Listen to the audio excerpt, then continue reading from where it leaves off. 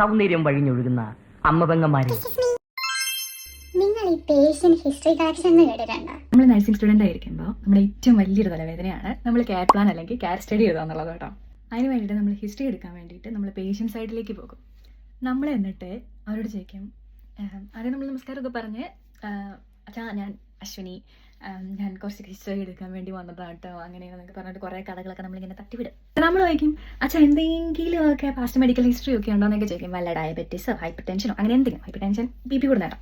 അപ്പോൾ ഇവർ നമ്മളോട് പറയും, എനിക്കിതൊന്നുമില്ല, മോളായിട്ട് പറഞ്ഞു വരുത്തിക്കാൻ മതിരുന്നാൽ മതി കേട്ടോ. അടുത്ത ക്വസ്റ്റ്യൻ എന്ന് പറഞ്ഞിട്ടുണ്ടെങ്കിൽ നമ്മൾ സ്മോക്ക് ചെയ്യോ ഡ്രിങ്ക് ചെയ്യോ എന്നൊക്കെ പറഞ്ഞിട്ട് അങ്ങനത്തെ കുറേ ക്വസ്റ്റ്യൻസ് ഒക്കെ ഉണ്ട്. അത് ഈ ഹിസ്റ്ററി കളക്ഷൻ തന്നെ കുറേ പാർട്ടായിട്ട് ഇങ്ങനെ past medical, present medical, family history, social history, surgical history, അങ്ങനെ പറഞ്ഞിട്ട് കുറേ ഹിസ്റ്ററീസ് ഉണ്ട് കേട്ടോ.